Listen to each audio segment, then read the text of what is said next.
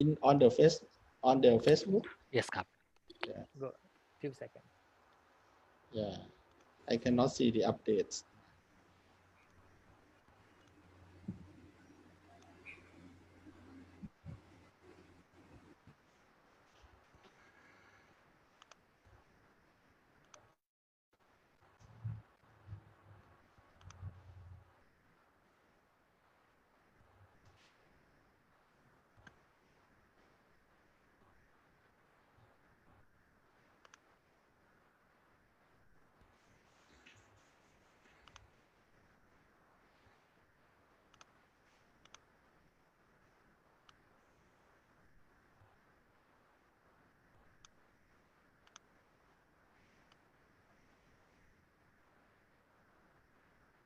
Ah, okay, saw it.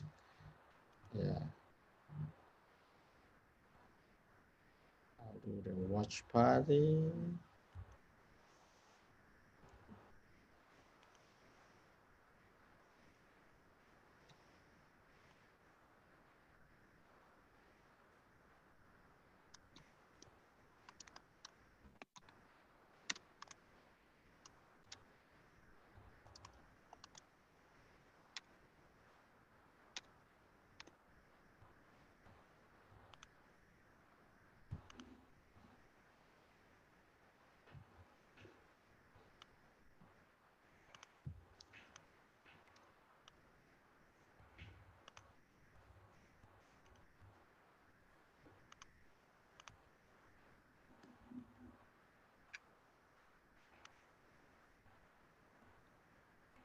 Hi, Thiti, how are you? Hello. Hi, hello, Sanjeev. Yeah. Right. Welcome. Good to see you. We have 16 now. No, it'll go up. It'll go up. There'll be more. Okay. Hi, hello, Sanjeev. Yeah. Good to see you.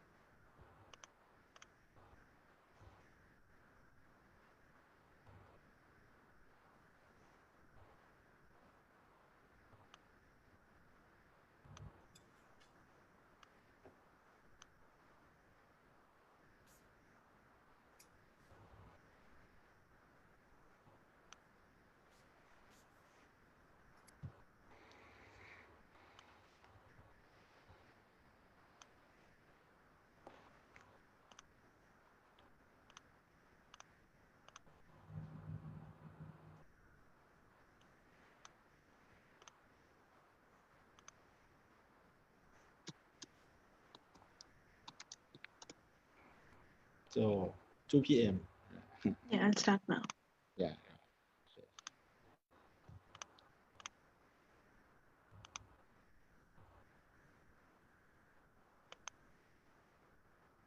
How many is done? Oh, 26 now.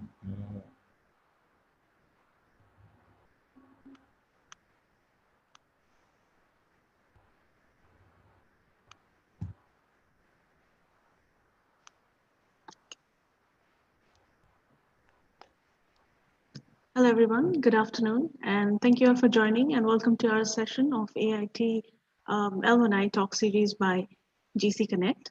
Today, we will have an interactive session connecting with our alumni speaker, Dr. Thiti Vacharasintopchai.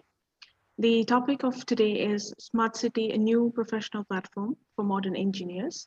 So to begin with, let us welcome Dr. Naveed Anwar, Vice President for Knowledge Transfer AIT. Welcome, Dr. Naveed. Thank you so much, Priya, and welcome, Dr. Thiti.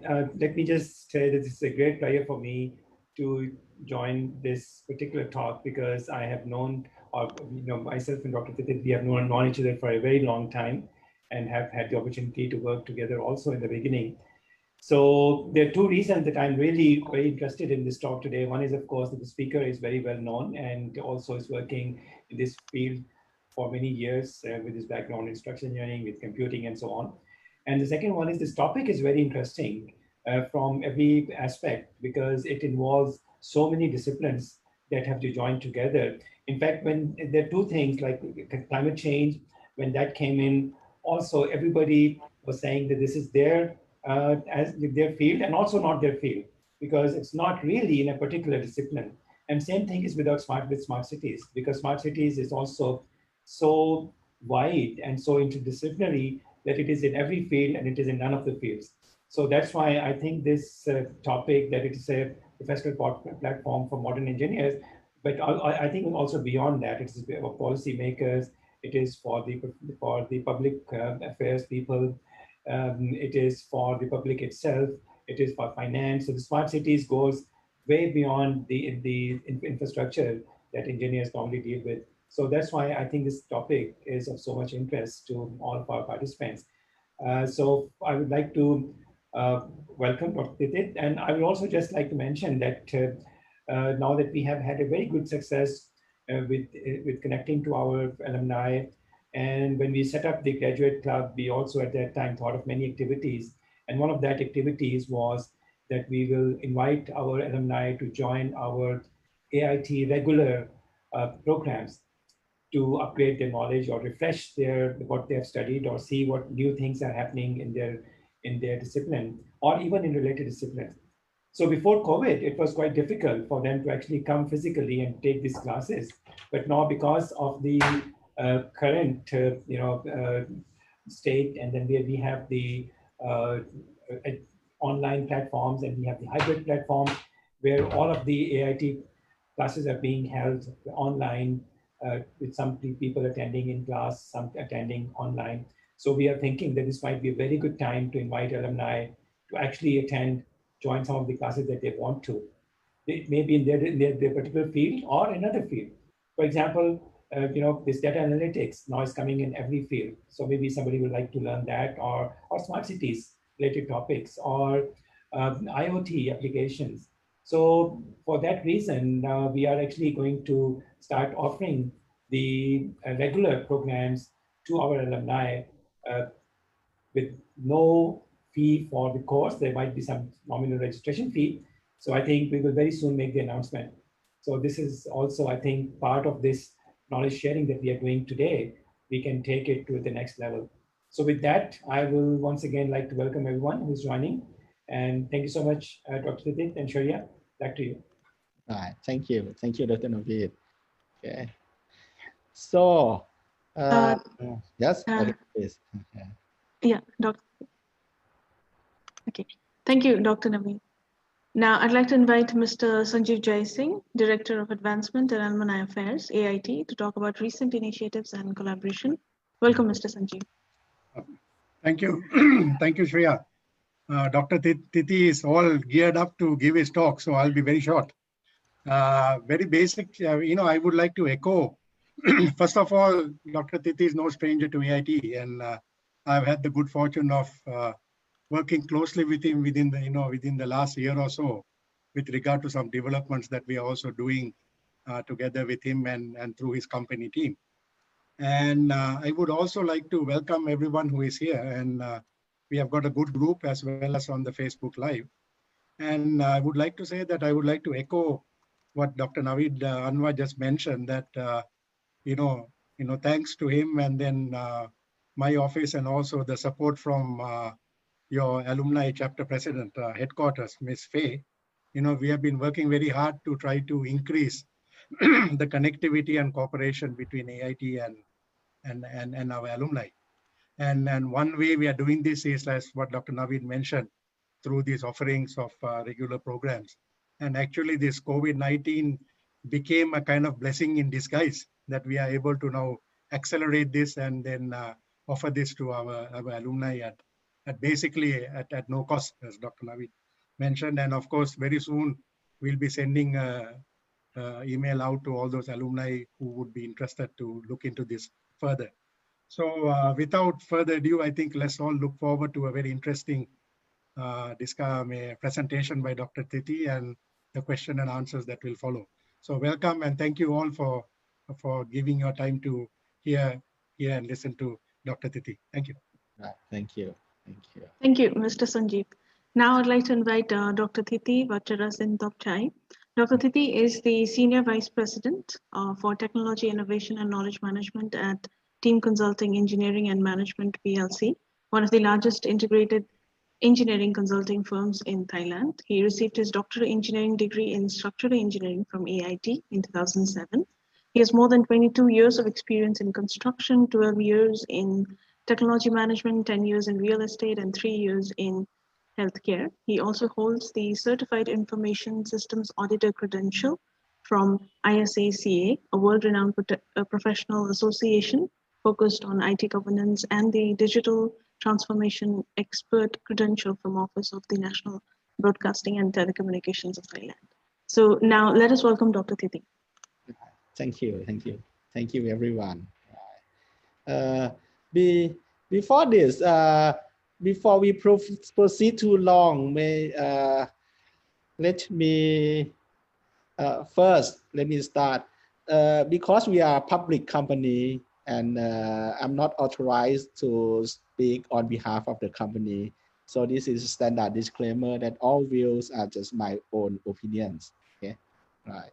It doesn't imply any endorsement from the entity, the team group, or earlier affiliates that have been working with.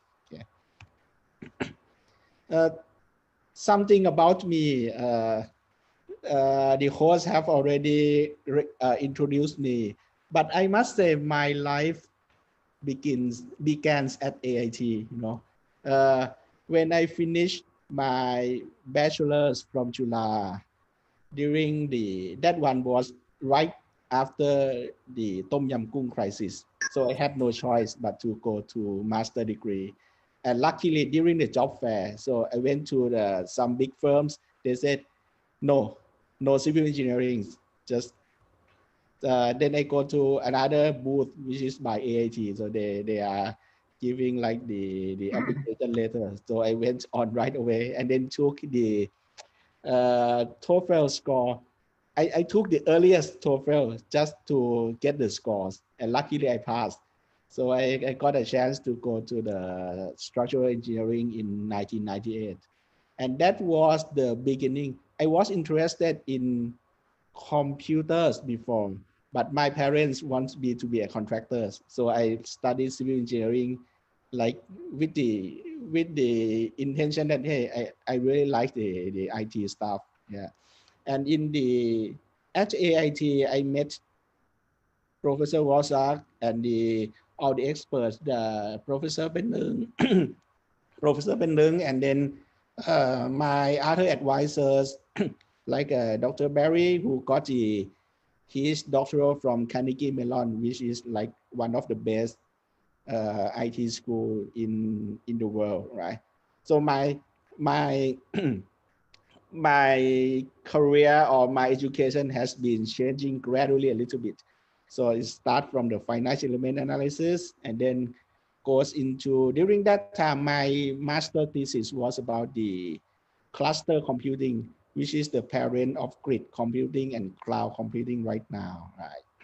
And then I went to work for 2 years, and then I came back. I got the RTG scholarships into the doctoral, and later on it's more. If you want to look at what I had been doing, you can go to the AIT library or look at my thesis. Yeah, it's more, and I had a chance, very lucky to work with Dr. Naveed during that time. And it's like we have been working with, like during the time when I was in master's. So that's the idea. And then I went to teach in management of technologies, and in IT, I was in charge of IT, and then I moved. Later on, I was teaching for 6 years, and then I went to real estate in building information technologies and in innovations, yeah, and into strategy. And that's how I went into healthcare, which is like a one of the hottest area right now, right? We are in COVID and we listen to doctors, everyone, right? So that's a brief info about me. You can connect to me with this QR code. This one is a line, but later on I'll show you my telephone and whatever. Okay, so let's get started, right? Okay. When we talk about smart cities, okay, we first thing, let's start with why smart city, what is it? And you will have many questions about it. Earlier, before, especially before COVID or before 2 years ago, I was curious as well that what exactly is smart cities about. From many years of working in, first it was in the industry, in research, in academics, everything mixed. Here is the beginning of why. Okay, starting with the cities and pictures like this. Okay, what you can see is something back in the past decades, like in 2010s. For those at AIT or in Thailand, this is profound. It has a profound meaning. This picture was from DEPA, the Office of the Digital Economy Promotion in Thailand, but it reflects the same thing in ASEAN, at least the developing countries, that most of us, the AIT alumni, are the citizen of this region. Okay, first, this is common, this picture. Traffic jams everywhere, the garbage like this. Nowadays it's better, but it's still in some part it's like this. And this one, the picture of the great flood. If you go to AIT, you still see a memorial of this one. I think it's in front of AIT Center, right? That the highest depth of flood that happened. Okay, so it has been agreed by many leaders in the region that this one is because of the urbanization that was very fast. Okay, it was forecasted by I think these figures was from the last ASEAN summit on, which is the initiation of smart cities, that before by 2030, 90 million people will be in urbanized cities, right? And the cities that will be most affected, like the size that this one, there will be a lot of cities that the population is between 200,000 and 2 million residents. This will be 40% of this growth. Okay, and if it is not controlled or it is not planned carefully, this thing will happen more and more. Yeah, congestion, air quality, water, urban, rural divide, or housing or slums, you can say. Okay, and it has been agreed by all the experts and leaders that technology and non-technology means, when put together, will be able to solve this problem, right? It will enhance the quality and the accessibility of the service of the people equally, not only the people in, like, not the rich, but the poorer or the everyone, the boys, the elderly, the working people will be accessible. This is the goal, right, of the Smart City Initiative. What it looks like, Okay. Fast forward to 2020s. This is right now. Okay. Just before COVID. Okay. I must say just before COVID. This picture is actually the picture from my condo. It is in the business area of Bangkok, Auri, which is one of the in the common business area. Okay, you see condos, high rises everywhere, but you see the smaller houses and green areas. If you see, okay, living peacefully. Actually, in the picture, if you look, we have some of the, like, this is the one of the big telco headquarters, one and at a headquarter of the real estate companies, and you see the logo of K-Bank. Okay, this is what is happening right now. And if you go there in Bangkok, this is one of the active area of digital transformation or going digital. You can say smart cities or whatever. We'll deal with the definition later. Okay. Another contrast. This is totally contrast. This is one of the rural area in Thailand. It has something in similar, and this one as well. One of the proposed developments in Shenzhen in China. Okay. The common thing is that it is peaceful and like it's not a mess if you compare to this picture, right? It's contrast. Okay. This is an example of what is going on, which is a common ground for the future developments. Right. Okay. Let's go next. Yeah. I think everyone have heard about these terms, the UN Sustainable Development Goals, right? Before this term, it was the millennium. Everyone was thinking like what to see when during the year 2000, right? But after that, then we have already passed, and we have seen a lot of problems. So the people in the UN convention have agreed on one thing, that we need to have sustainable development, and it is a framework for 17 items like this. Yeah, it's all the hot topic that we have been listening, right? Right now we have been talking about the climate changes, the poverty, hunger, and everything. But the solution for this one, it has been commented by one of the UN officials that the solution for all this problem is that smart cities are the thing to help in the overcoming this problem to achieve the sustainable development. Yeah. Yeah. We can have a look at an example, the latest example. Not sure if you have read this article, but it is very interesting. This article was published by McKinsey in May, in the mid of May, during the height of COVID crisis. Okay, they say that while Europe have been under serious lockdown, where everything, people cannot move, people have a difficulty in life.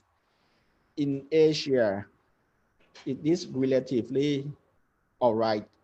People can live just in compare relatively happily, although not as good as before COVID, but we can live, and it's quite lively. Yeah. McKinsey, from the analysis, they say that technology is one of the things that differentiate Asia from the rest of the world. I don't know, but before COVID, we will see that the rate of use of like the IT or maybe smartphones in particular, or the apps or anything in Asia is one of the hottest area in the world. I just attend the 5G national conference the other day. They say that the food ordering apps like the green color or the purple color, whatever, you have many color, right? The idea was originally from Asia, and then this idea then it goes around the world. And right now it is rather quite a bit like a standard that you order food by the applications, and then some delivery will go to your house, something like this. So technology is one thing that enable it. Okay.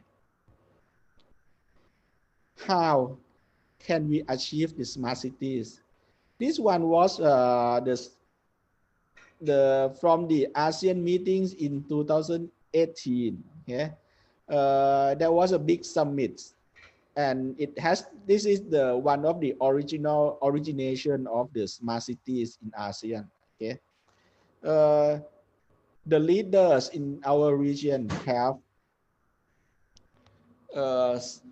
formulate this idea, and everyone in the region are working towards it. Something have already been there, something needs to go, something are still a challenge, but at the end, it is the aspiration of everyone to bring the sustainable development into this region. Yeah, you can start with the enablers, right? The partnership actually is the infrastructures and application. When we see smart, it is related to the term digitization, digital transformation, and many things. It goes into related meanings, but that is the same thing. But for the cities to achieve this is quite, we cannot do alone, because like Dr. Navid said, it's a huge area, it's a huge challenge. So we need the partnership from all parties, from the government side, from the private sectors, from the bankers, from the IT people, from many parties to work together. We cannot do alone, because in one work you have to deal with another, right? And there will be funding. And by partnership, it is like intergovernmental as well, right? The idea is that there are 6 areas of challenges, right? Development area. First is on the social interactions, right? The cultures, the deals with people, the governance, how you can do things inclusively. Not smart is not just for the rich, it's for the poor, for the elderly, for the children, everyone as well, right? And then on the areas, right now we are concerned like the health.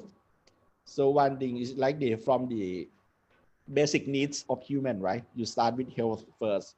So we have to be healthy, we have to live well, yeah, from the housing, in the healthcare and education. And then next, we go to safety and security, right? It's not just about CCTV, it's more than that. CCTV is one thing, but you have lots of things going on, the public safety, the crime prevention. CCTV alone cannot do, but you have to do something like with the application, you have CCTV, then what's next? And what if in the general area that you don't have CCTV, when what's next? What to do with it? Something like this, right? And quality, the environments. In this region before COVID, we were having a problem with the PM 2.5, right? The air quality was terrible. People have to wear masks and so on. And then later on, it was COVID that we still have to be masked. But nowadays, it's almost 100% in Asia. Yeah, some example, right? And then the garbage was one thing, example, okay? And then next is on the infrastructures, utilities, the mobility, transportation, traffic jam, later on, right? And the constructions. You'll be, all of us AIT alumni are familiar with this one because it's the things that we have been studying, right?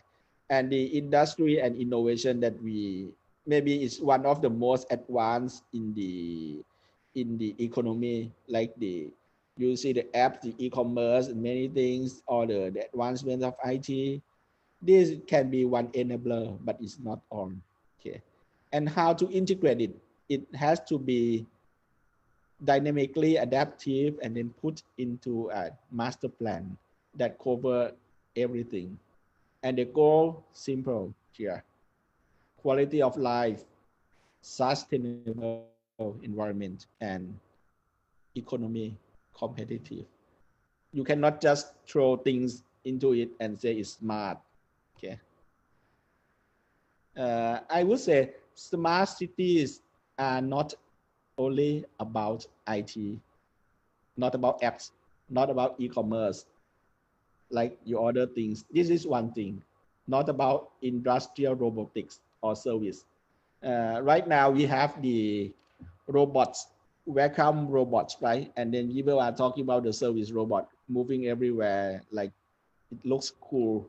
That is one thing, but smart cities will not be like a sci-fi that you see robots everywhere moving like in the movie. That is not the realistic smart cities in the leader's point of view. No.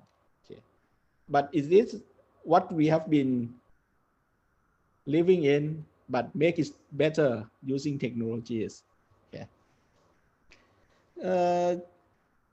When we say about the domains or the areas for smart cities, we can use this thing. Is an annual competition by IDC. IDC, if you look in the tech world, you would be familiar with it. Is one of the agency that do some research studies about the technologies. Okay? They have a competition every year, and like the latest one, this one was actually already been awarded during COVID. There are many areas like the administration, which is like a governance, the engagement, like you deal with people, right? So you have to take people, all classes of people from all walks of life into account, and the accessibility, equality. This one is in the like the governance, right? And on the tourism, arts, culture, this is one thing. Education, for those of us in the e-learning, we would be familiar with this area. Okay, and then the public health and social service. This is one of the hottest topics during COVID right now is telemedicine. This is one of the example. Okay, and then the disaster response, emergency. Those of us in the School of Cert, I think, and I have some classmates in the working at the ADPC, which used to be in the AIT campus. They also work on this one, and the policing, and then some of the smart buildings on built environment. This one for us alumni is on in the mix between School of Civil Engineering and the right now is engineering technology mix, right? On green buildings, on many things. And water right now, we take it for granted that water is just comes, and then we don't know, we sometimes we worried about the flood, the drought, the rain, whatever, but we have lots of people, especially at AIT, working in this domain, water resources engineering, right? We have produced lots of PhDs on this, right? And the infrastructure transport, which is common, right? And the urban planning. So these are examples of the domains for smart cities, right? Okay. How to do it technically? This is the challenge from the public, that smart cities is not about apps, right? Smart cities is not about just in the movie, robots moving everywhere, but it is this domain. So how to do it? We have technical enablers. One of the hottest thing right now is this one, communications. 5G, people talk about 5G is about the like the powerfulness of it, what it can do. I'll give you a spec. This one is from the website Venture Capitalist, but if you search on Google, it's something similar. But this one is, the picture is good enough. So from 5G, it says that the response speed will be faster. This is the technical term for latency. Latency is like when you ask something and you get the reply. If you ask in the like 20 years ago during the modem day, that dial in telephone that you have to that one was slow. But right now you live in a 4G, then you can watch movies and things faster. 5G will be much faster, 10 times faster. Yeah. And then the throughput, you can download speed or upload speed will be much faster, 10 times. The efficiency, which is like the telco people, I think we will have some, the telecom force will talk about the limited resources of the spectrum, which is the band, the frequency of the communication channel that we use. They say it is more efficient. But what the rest, we have 3 more areas that is interesting. One is the connections. Another is the traffic. Another thing is the network efficiency. 5G is designed for non-human. It is designed for machines, right? Right now, we can think like, what exactly is machines? We can say like, okay, mobile phones. We have, because it is the most common things that we have been seeing around us is lots of cell phones. But later on, we talk about the IoT, Internet of Things. But there was one thing that people were not been talking, that how are things connected to the internet? Yeah. In the olden days, people were talking about how. 5G is one thing, the newer version. It allows very dense area. You can put a lot of devices or those things that can be anything into the network and let it communicate to others, right?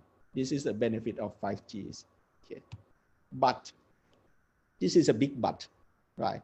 We don't have to wait for 5G to do something. Many things have already been there. If you recall what I mentioned that from my PhD thesis, during that time, my prototype written in the thesis, it was something similar to this. So we already had something there. I'll show you something in the next slide, right? But 5G will bring more speed and realistic or efficiency to it. So we already have the technologies, but it's very much not quite developed. This is the thing. For example, okay, you look at the right picture first. This is something, I got a PhD in structural engineering, so let me use the structural example, okay? These are the structural monitoring system. So basically, it's like this in the buildings. You would want somehow to make sure that the important buildings are okay, are all right. And like if you look at the bridge, right? The bridge, whether this one is cable stay, you would want to say that the structural integrity is all right, the tension, everything in the configuration of the bridge is all right according to what has been planned, designed, right? You don't have the workforce to go there and inspect every time, all the time. So you want to make sure that important buildings are all right. Or you take the actions, the preventive actions to make sure that things go on smoothly. Yeah.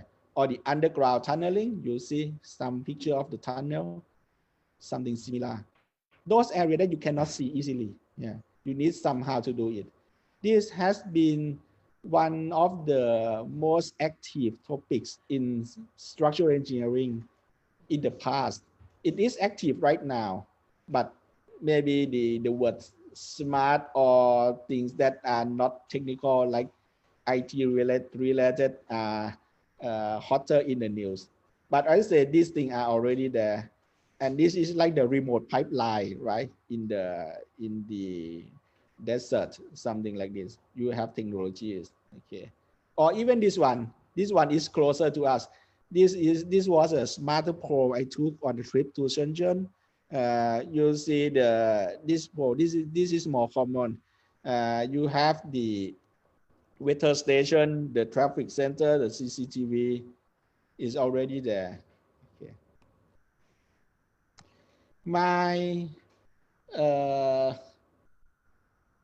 opinion is that here, up to now, especially during COVID, we have seen lots of active e-commerce logistic activity. It has quite mature. But for other technical domains, there are still huge of rooms for experiments or some white space or challenges for us to do. Some interesting things for us to play, right? For example, this one. This is about built environment, okay? I had used this picture before. Some of us in civil engineering should be familiar with this one, the word BIM, operation, maintenance. The guys in IT may be familiar with the ERP things, right? This one, it is not new, but it is still relatively lag behind e-commerce. And we engineers entrepreneurs, businessmen, everyone can do something about this, right? What you would want to see is that if you are one of the BIM guys, building information modeling, you would be familiar with pictures in the background, right? Yeah.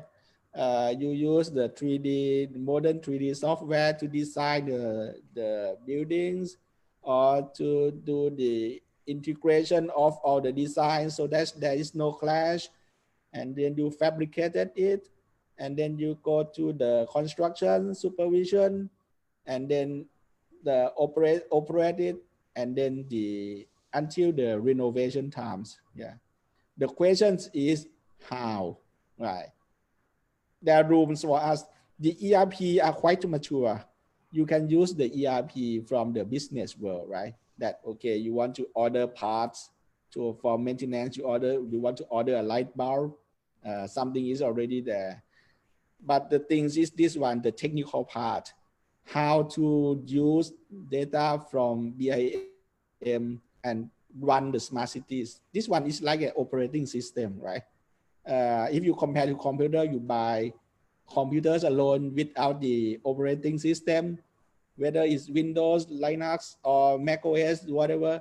If you don't have the operating system, it doesn't work. Same here. If you have this thing, but you cannot actually operate it efficiently, it is nothing.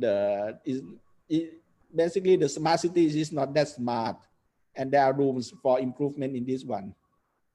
For people in the top real estate, I mean, like if you own a shopping mall, if you own a huge hospital or huge office building, you would have the luxury of doing something about this, the maintenance or the operation of building. There are some quite expensive software in the world to do it.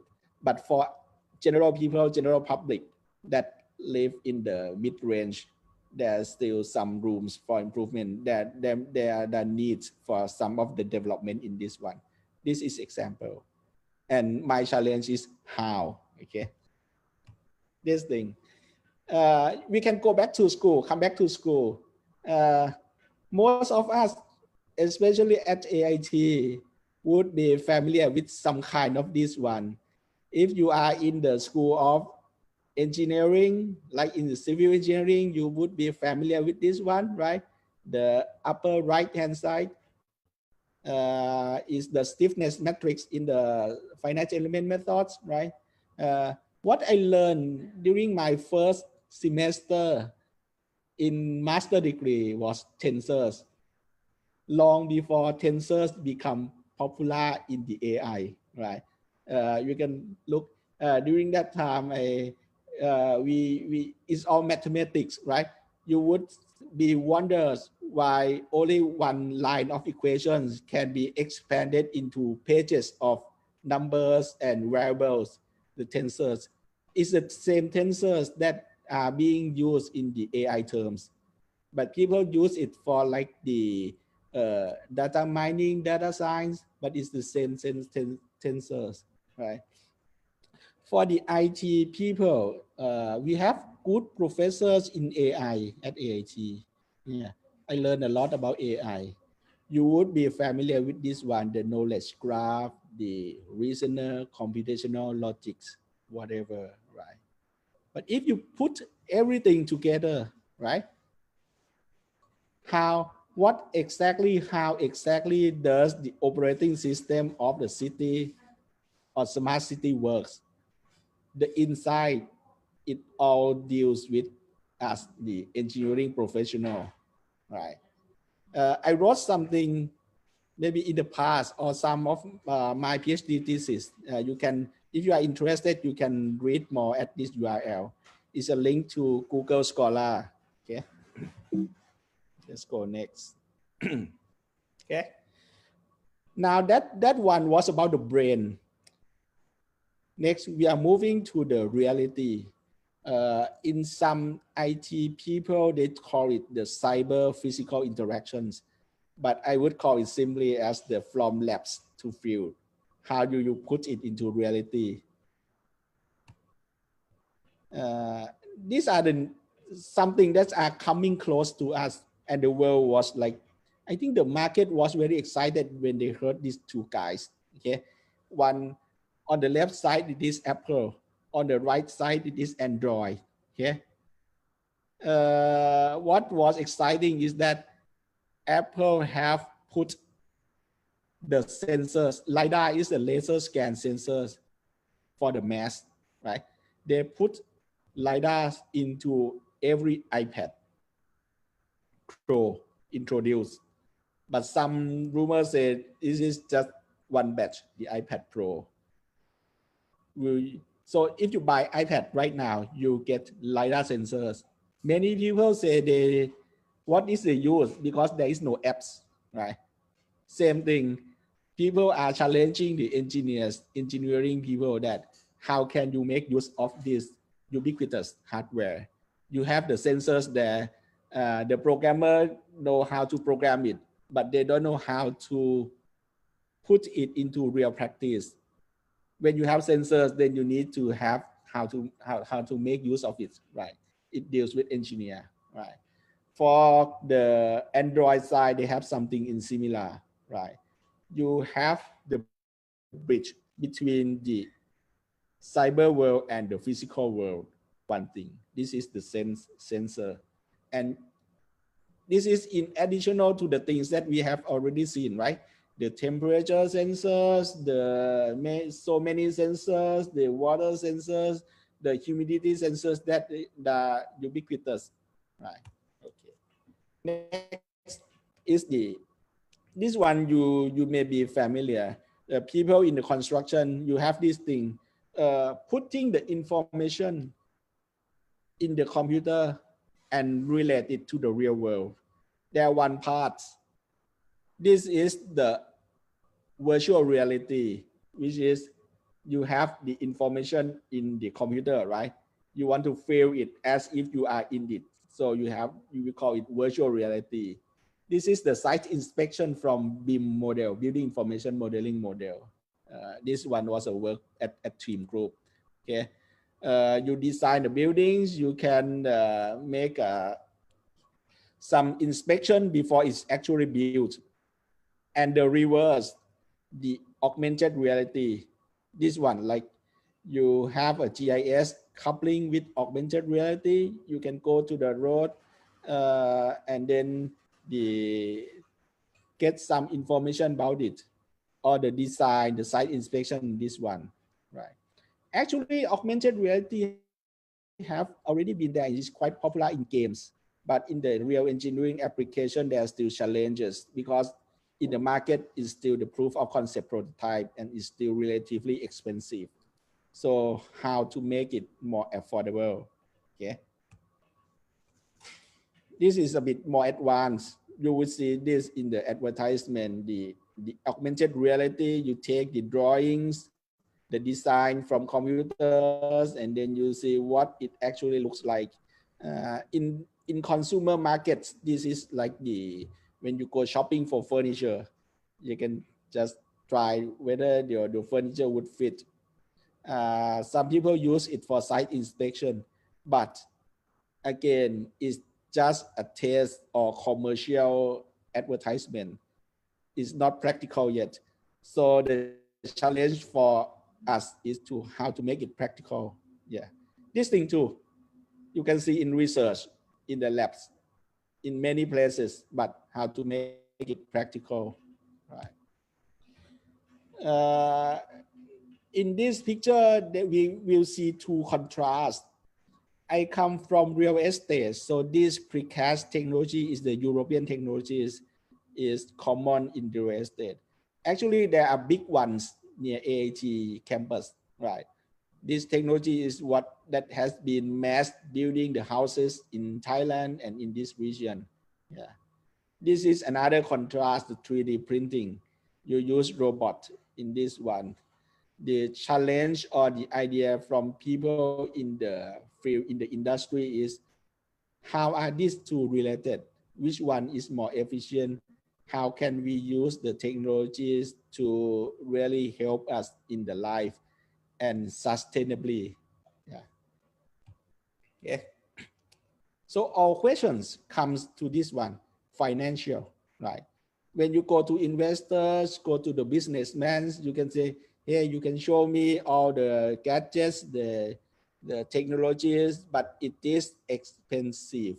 How can you do it so that I can really pay? It's not especially during this time of crisis, like people may say, I don't have the money to burn. How to make it realistic, financially feasible? Yeah.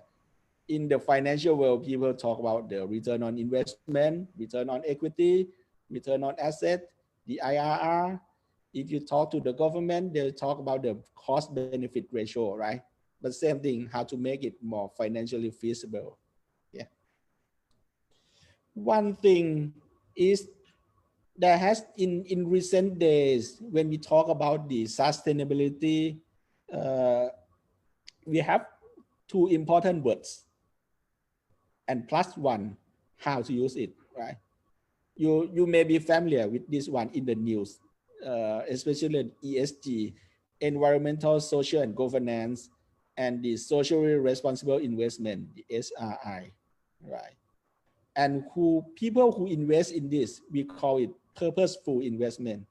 So you fund something that is for the future. So we already have something in the labs, right? So many ideas that I have mentioned, but how to put it into practice, the real practice, not just at the lab scale.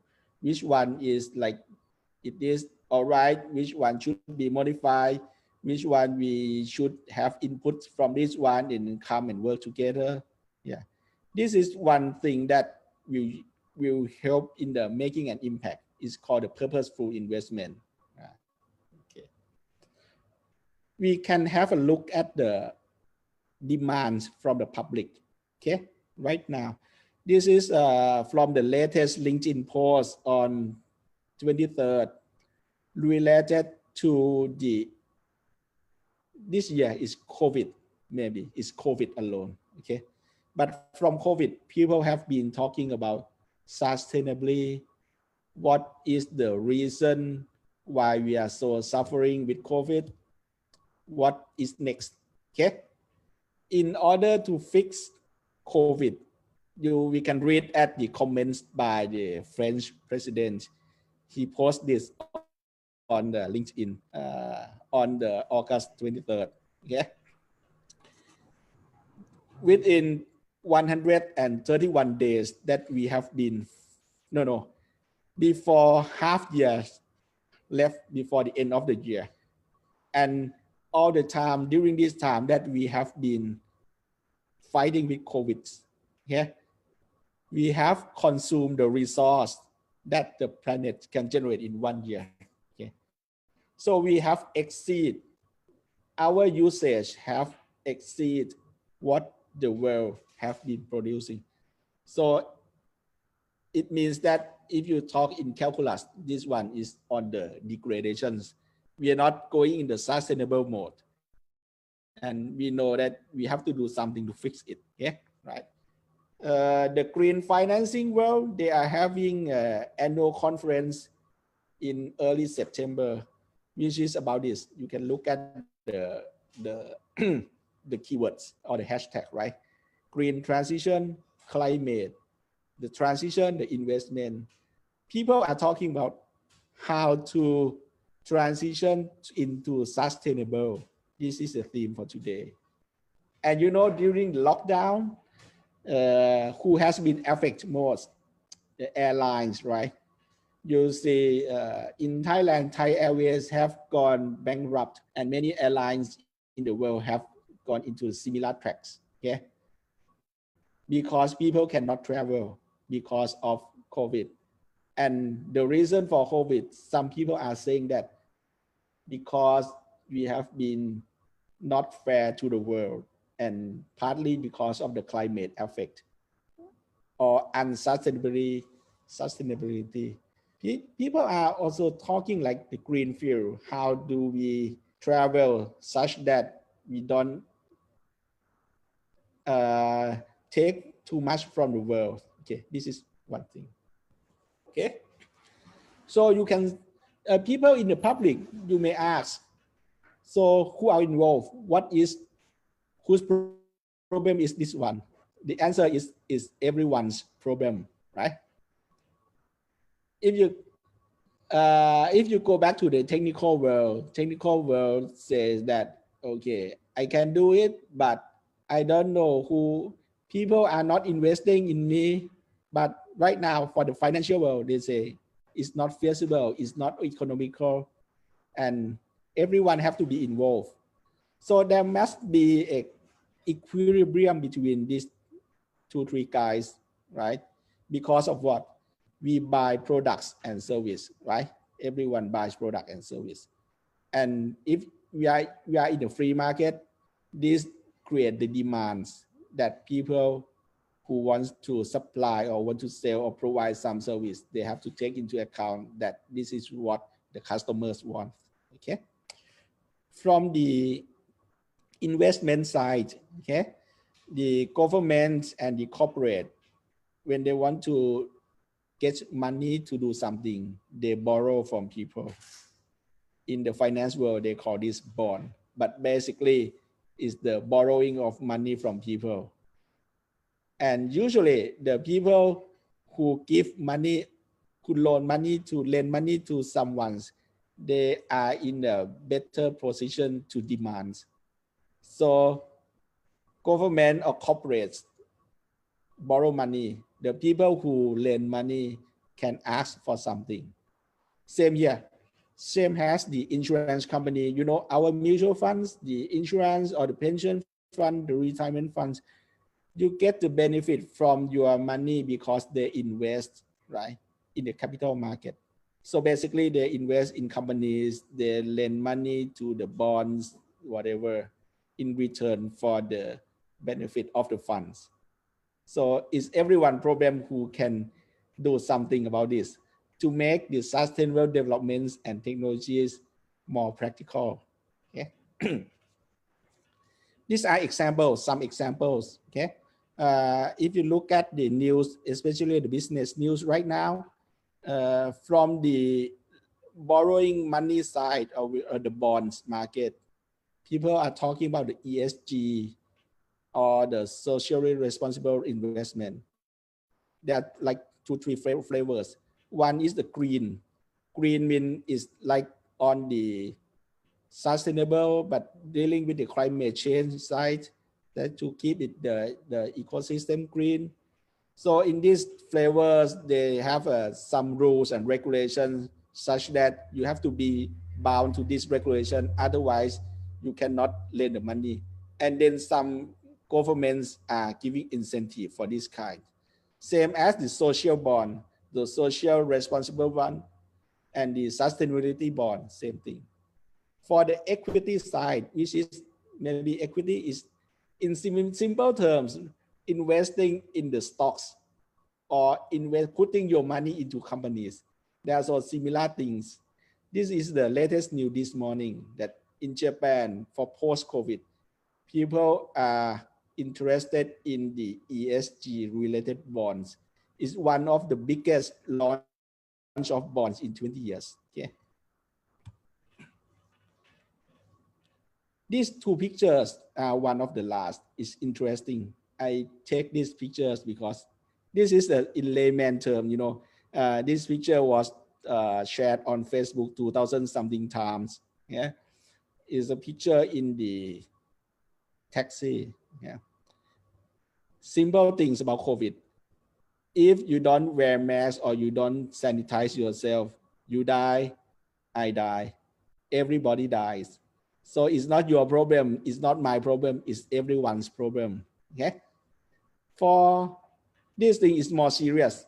Bill Gates, he has been quite active, and in this one, he has been one of the first influencers on the COVID-19 vaccine, right? If you listen to the news, right? And he said, COVID is this awful. The world have lost almost 1 million people within half years. 6-8 months, we have lost almost 1 million people, right? He said, climate change is still there. Maybe we can like make a ceasefire with climate change during COVID, but after COVID is gone, it is up to us whether we are coming back to the old track or we are going to new normal, to the new world, right? Climate change. He said, if we don't do anything, it will be worse, and it's coming right next to us within our generation. He said, like in 30, 50 years, you'll see it. And this one is like, you see, everyone have tasted what it looks like by COVID, but climate change will be worse. Yeah. So I'd like to make a challenge for us, everyone, right? Because AIT alumni, we have many people in many areas that we all know that the sustainable development is the way to go, whether people like it or not, but it is the way to go, right? What can we do? What we do and will be doing in the next years? So many of us, the alumni, we live in, we work in many industries, like whether you are governments, in the banks, in the enterprises, private sectors, in research, education, or some are in NGOs, or everyone, you are customers somehow, right? What can you do to influence or shape the world? Okay, we have technologies, we have our technical knowledge, we have the business knowledge, governance knowledge. How do we put things together and leverage it so that the efforts are focused, right? And then you can make things that we have been doing, shape it and put it into reality towards sustainability, and then we make it inclusively for everyone. Yeah. So with this, I'd like to conclude, okay, with this statement, okay. COVID-19, it is a great reminder of how unsustainably the world had been moving. You can witness it, right? And then throughout history, great inventions are born during the time of crisis. If you look at the history, Newton, he found the F equal to ma, or the many kinds of his rule during the crisis. When the apple falling on his head, it was his time during the crisis. Or even Galileo, when he found discovered his theory, it was during the crisis. So we can take time. Some people are during lockdown, some people are making more idle. We can take COVID-19 as an opportunity for us to rethink, to rebuild, and then to recover into a better world, okay? If you are interested, you can join me or discuss with me in this one. here's my cell phone numbers. You can, it's also WhatsApp, WeChat. You can email to me. This is the work address. This is the alumni address. Yeah. I am quite active on LinkedIn.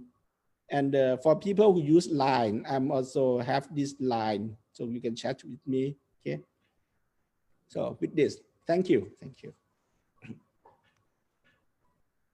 Thank you, Dr. Thiti. I'd like to invite our participants to ask any questions or give some feedback. Please unmute your microphones to speak up.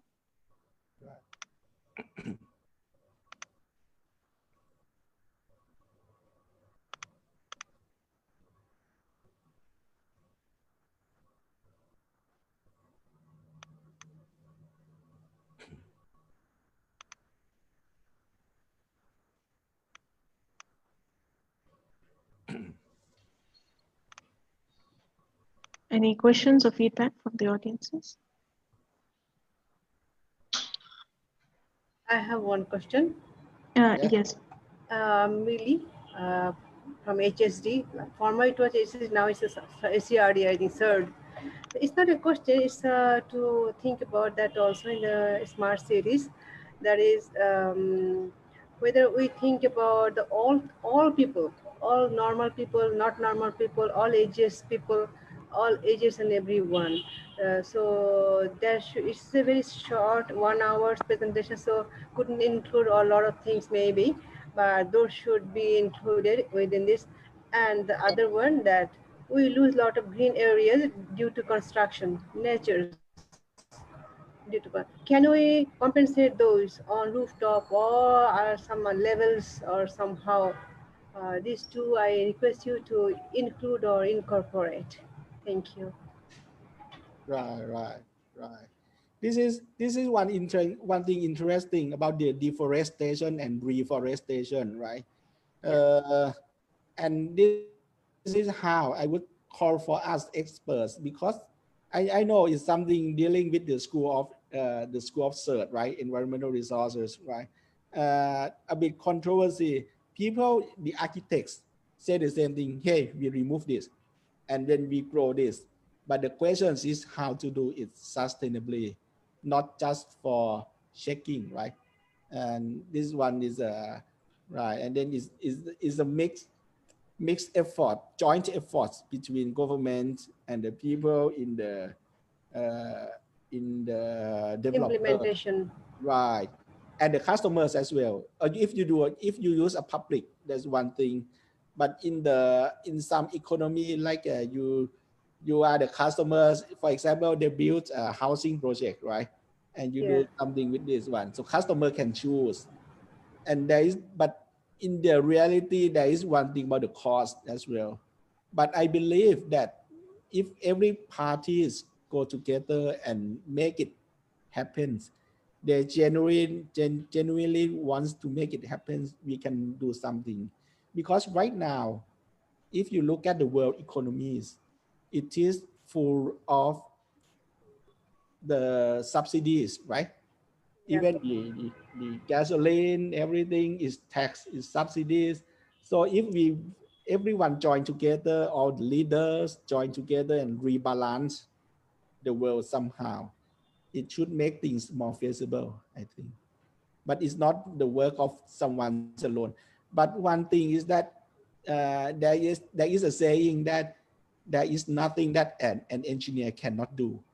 Usually engineer can do, but it's like whether it's the financially feasible or not, whether it's difficult and the engineer or the team don't want to do it or something. But if people wants to do it and everyone intends to do, I think we can do. It's basically a consortium of all professionals, architects, engineers, sociologists, economists, and many other experts. If all agrees, then the government is very strong enough, then it is possible to implement. Otherwise, our design is totally, we live in the drawing papers only. There is no implementation, and strategically, that's a failure to all the professionals. AIT is a good platform platform for this because we have all the professions and the senior guys in the leadership, right?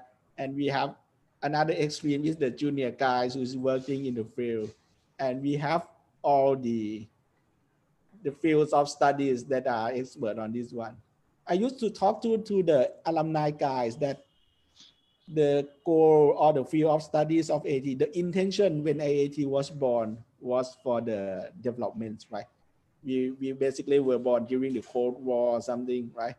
And then the goal right now is on sustainability, and all the programs, the research, everything offered is on this one. So if we align things, especially among alumni and work together, right now is a great chance. We are talking from many parts of Asia, right? Yep. By Zoom. Yep. And technology is so cheap. Initially, if we talk like 2-3 years ago, it's very, very expensive and not practical to use this. But COVID has spared us and give us a chance to have a technology that we can collaborate together, discuss together virtually.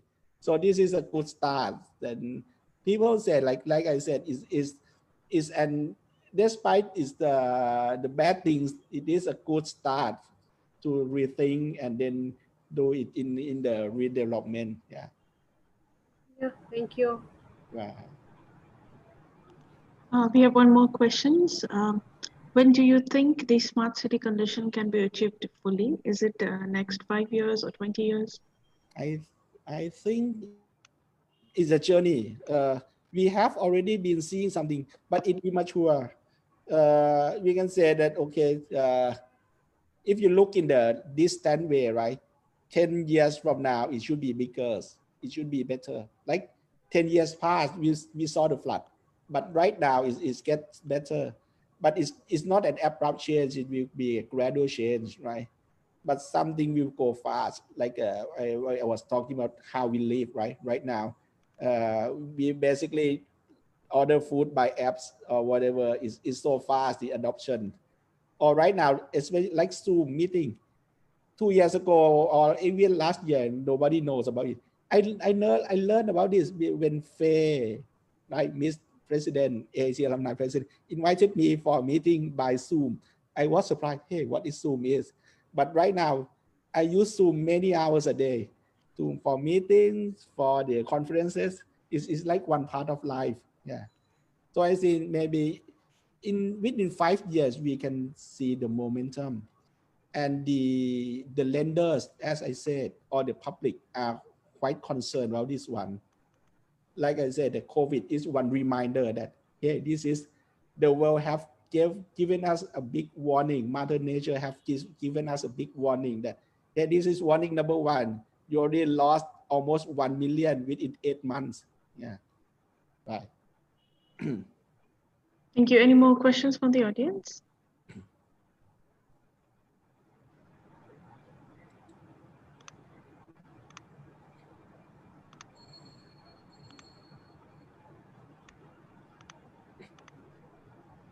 So if you like, you can follow me or connect with me on LinkedIn. It's good one, and there are many interesting stuff on there. Some papers, some practical examples, right? There is even some dedicated topics on this as well. Yeah. Okay. And in LinkedIn, I'll follow you. Thank you. Okay. So thank you everyone for sharing your ideas. I'd like to invite Ms. Maria Faye Neostro-Ferrios, President of AIT Alumni Association, for the concluding remarks. Welcome, Ms. Faye. Thank you, Shreya. Yeah. Good afternoon, AIT family. In behalf of the Asian Institute of Technology Alumni Association, our AITAA Governing Board, our AITAA Headquarters Executive Committee, and our AIT alumni spread all over the world, we sincerely thank our alma mater, the Asian Institute of Technology, for co-organizing with AITAA this forum that gives opportunity for our alumni to share their knowledge and expertise in the development of communities towards smart operations and living. More of our alumni engineers and technologists are in the midst of building smart cities that will spell progress for the countries we are in. Having a tested and proven platform to make this endeavor successful is an imperative. What are the relevant components of this platform? This engaging talk of Dr. Thiti has introduced us to the critical factors in planning and implementing and sustaining such mega projects. Factors involving civic and social issues, health and well-being, quality environment, safety and security, infrastructure, and industry. And this will require public and private partnerships, organizational changes, policy changes, massive funding, and re-education. What is interesting here is that it has been happening in many cities, and in most cases, our co-alumni were in the forefront of these developments. What has prepared our alumni for these opportunities? I tend to think that we could give some credit or a lot of credit to AIT for our preparation for the challenges in building smart cities. A lot of required competencies at work: critical thinking, problem solving, oral and written communications, teamwork, collaboration, information technology application, leadership, professionalism and work ethic, multinational, multiracial, multi-religion, multicultural exposure, innovative and can-do attitude, and also recently business acumen, and most especially passion for work and compassion for others, for our co-workers and the beneficiaries of our work. Building smart cities will spell change. We have to prepare our communities for this. It should not raise the barrier between the educated and the uneducated, between the young and the old, between the haves and the have-nots. The growth and development must be inclusive, and that has been emphasized by Dr. Thiti. The platform must address this, and that is the challenge. Building smart cities will need to include not just the urban centers, and our rural areas must not be left behind.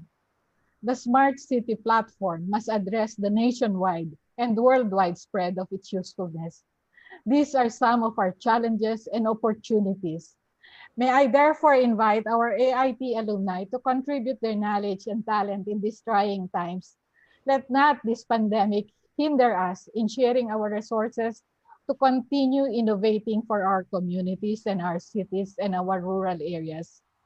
Thanks again to all the organizers of this event, led by Dr. Navid, Mr. Sanjeev, and Ms. Rhea, and most especially my friend and our excellent resource speaker, Dr. Thiti. This interesting session will be aired in our YouTube channel, Walk the Talk AITAA, and our Facebook pages. So please subscribe to our channels. There will be more. Stay tuned and keep safe. May God bless us all. Good afternoon. Thank you. Thank you. Thank you. Thank you, Ms. Faye, and thank you everyone for joining our live sessions today. Special thank you once again to our speaker, Dr. Thiti, for the wonderful talk. Now, I'd like to invite you everyone else for a group photo or a group screenshot, I should say. Okay. Okay. Okay. I'll stop my share. Yeah. Okay. Okay, I'll just take a group shot.